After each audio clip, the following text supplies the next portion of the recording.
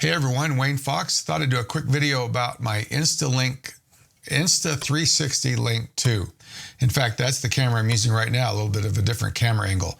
Now there's a lot of really good videos on this camera talking about what makes it good and all the features, because there's a lot of features to it. I thought I would kind of take a different approach. I'm just going to go through several things that make this camera unique and whether this is worth an upgrade from the previous model, the things that kind of set it apart, or what set it apart from other types of webcams. You know, iPhones or mobile phones work decent as webcams nowadays, and even the built-in computer webcams aren't too bad. But what makes this one maybe worth investing in? Let's just start with reason number one. So compared to the original model, reason number one would be the bracket. You'll notice the original model, the camera is attached and you just have this one hinge mechanism on the back. A little difficult to actually get the tip down view that you want. The new one has a magnetic attachment, and you'll notice it adds another hinge piece, which lets you also adjust the camera. So it'll grip a little bit tighter and you're able to actually do more of a top-down look that works better in the top-down mode that's built onto it. The additional hinge also makes it easier to get the bottom of the camera level if your monitor is tipped a little like mine is. So going along with that, the bottom of the camera has a magnetic attachment, so the bracket is separate and you can just drop it on. Pretty handy. In fact, one thing that I've done is I've taken this old camera bracket. You can see it right here. This is an old Arca Swiss plate, which I can't use anymore because it was designed for a camera that I only have. And this is a metal plate that I used to use with a magnetic phone case. And so I just mounted this, and I can just put this in my tripod here. And now I can just, if I want to use a tripod with the camera, I can just use the magnet to hold it. It's pretty strong. It's not going to fall off unless you get pretty violent with it. So the magnetic base is pretty handy. The other feature which makes this useful is the AI tracking, which the old camera had as well. This one is a little bit better. And then some of the AI effects. So let's talk about the tracking first. Let's switch over to the software real quick. And here I am in the software. And you can see down at the bottom, I have AI tracking on. I'm not going to get into these other views. This desk view can be handy. I've used it a couple of times. But the AI tracking is kind of cool because I can just hold up my palm and turn it off and on. Now it's not tracking me. And I can hold my palm up and now it will track me. I can also touch a little button, a little touch sensor on the front of the camera to start tracking if I want. Once I start tracking, and you'll notice that it's pretty responsive. It has another feature which is called Smart Composition. And as I move in and out, it will try to keep me, in this case I've chosen half body, it will automatically zoom in and out. If I go to head, even if I move away, it will try to keep my head about the same size. So pretty useful. You know, I don't do a lot of Zoom calls and meeting calls, so I don't know how useful that will be. In my case, I use this as a little secondary camera to shoot B-roll, and the tracking can be pretty handy for that. For example, here's a video of me as though I was doing a tutorial on using my printing software. And here you can see that as I'm moving around, it follows me, and I can walk over to my printer, I can walk back and get closer to the screen. And it really is pretty effective at letting me track myself as though I have a cameraman, even though it's just this little $100 and $200 little gimbal camera. So one other quirk I found, and maybe they fixed this since I made the video because it should be fixable. Right now I'm using the original Link, and if I hold up my hand to do tracking, I get a few blinks of blue, and you'll notice the green light's a little bit different. You notice when I hold it up to do tracking that the other camera, the new one, changes, but there's no difference. If I click tracking here off and on, then you'll notice the green it's a little dimmer, so I can kind of tell when it's tracking and when it's not. If I switch over to the new camera and I turn tracking on, there's no indication whether tracking's on or off in the new camera. If I hold my hand up, it'll flash. That's telling me that it either turned it off or it turned it on, but I can't tell by looking at the green indicator whether it's tracking me. The only way I know if it's tracking or not is if I actually move and it starts following me.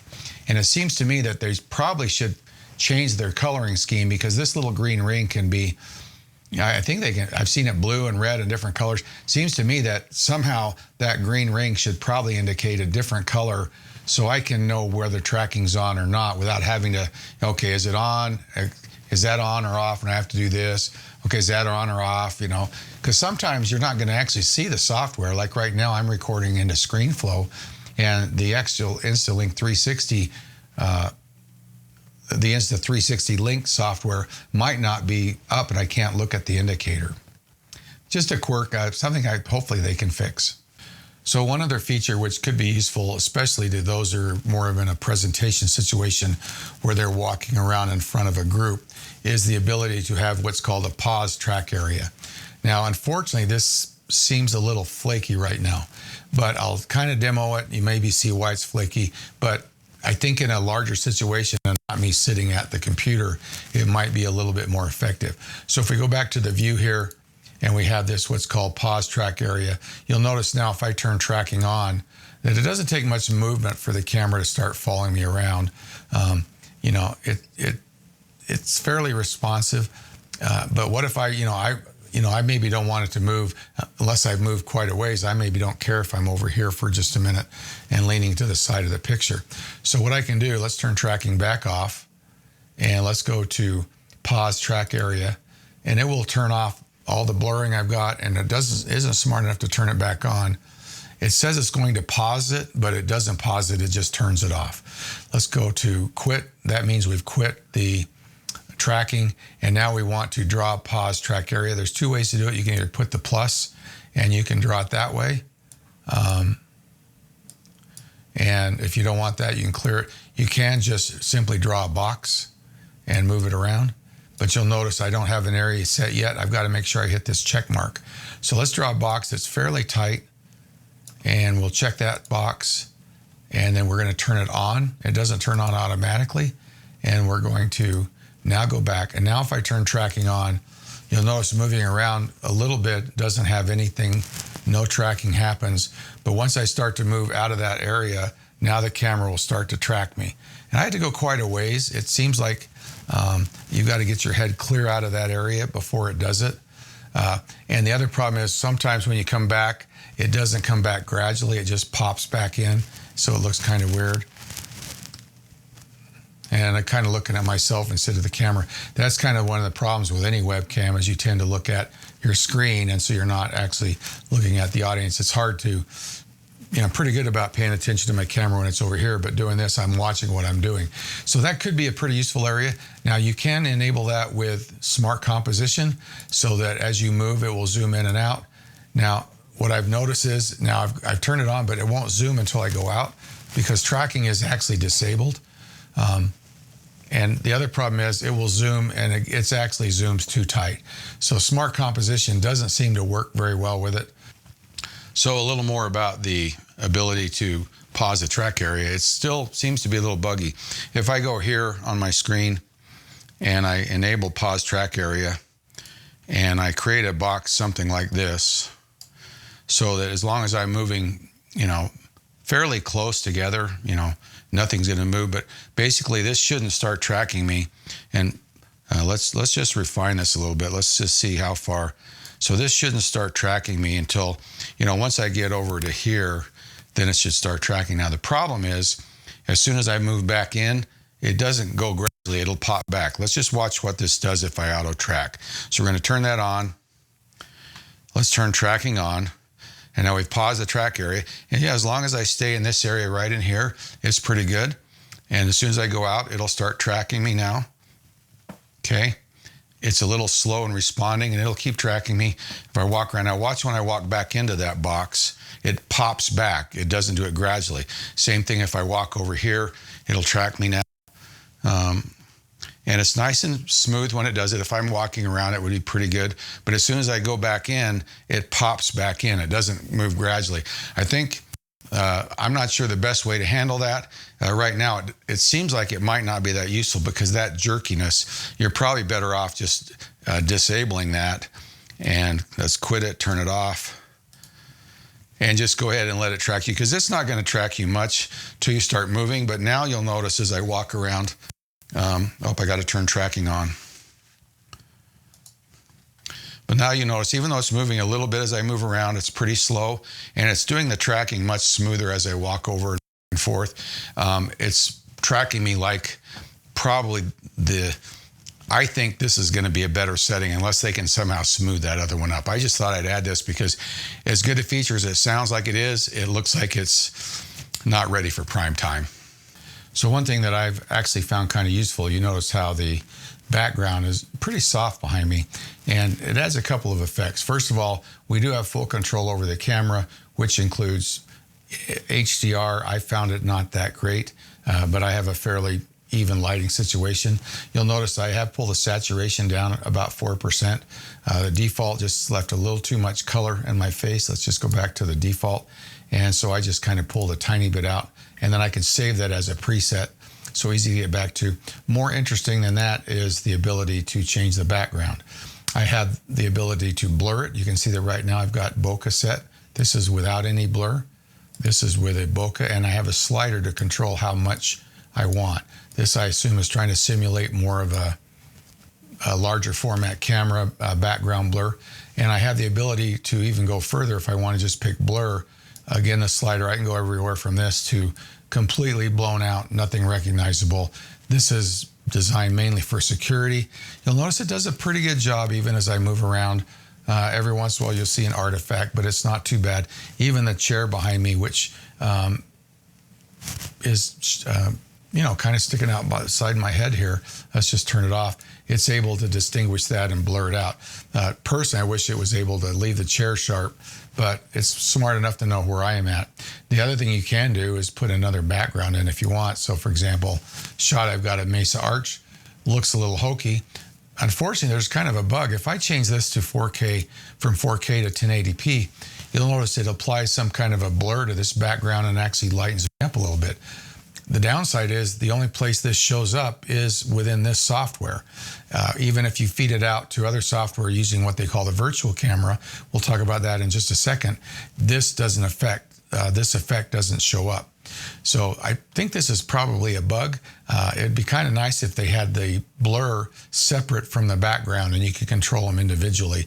So if you select a background, you could create this effect even if you were in 4K. But if I go back to 4K, you'll notice it's sharp. And if it was blurry, it would look a little more natural. Personally, I don't think I'll ever use this. I do think I will use this. I think this is a pretty effective, fairly natural looking tool that might be useful.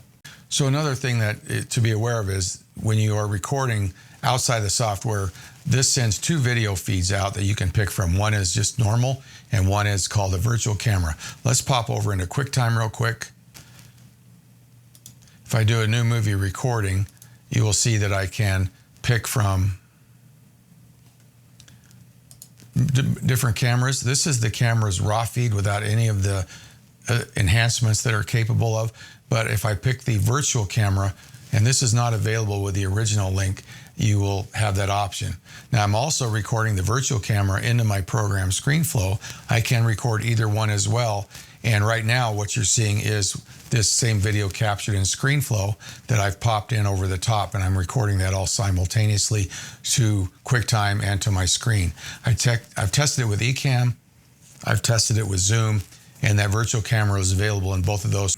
So most software that's using the correct protocols inside the Mac OS are going to see both the virtual camera, which offers you this blurring and other effects, as well as the regular camera if that's not what you want. One thing I thought I would mention to finish is the microphone. There's a lot of talk about how much improved it is. I'm not really finding that. It's still not a great source for your audio. It'll be fine, but it sounds kind of weird.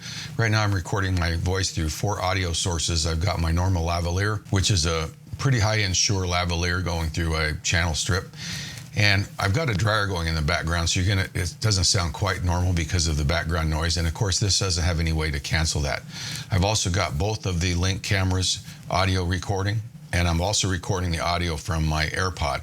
So if we switch to the original Link, it's not too bad, and it's probably adequate for most situations, but not really terrific. Now, if we switch over to the Link microphone, you'll notice it's a little better, but it's still not, I wouldn't call it great audio. And now I don't know if this is any better than switching to the audio in from my AirPods. Personally, I think this is giving me my best result outside of my lavalier, which is of course something most people wouldn't be using in a situation like this. And they're all handling the dryer noise pretty adequately. Now, if we can do a lot more noise, there are a couple of options in the link too, and you can go to some other videos about that, because I'm not quite sure how useful they would be. Something about maybe reducing the music background or maybe emphasizing voices. And from what I've seen from the audio, none of that's really that useful or that helpful, at least in my opinion. So that's kind of just a quick take on the audio, and it's maybe not quite as great as it's being cracked up to be. Well, I hope that was helpful. As I mentioned, I just wanted to kind of highlight the things that I think set it apart or make it useful. If you don't move around a lot, a normal webcam might work, although the ability to blur the background, and I think a lot of webcams will actually introduce that over time. That's kind of, I think even Sequoia has a feature built in that does that. But right now, that seems to me a really nice option. I love the ability to kind of blur that background and kind of isolate myself when I use this thing. Anyway, if you have any questions, let me know below. I'll have a link to buy either of these two webcams. Appreciate those that use my Amazon links. Till next time, see ya.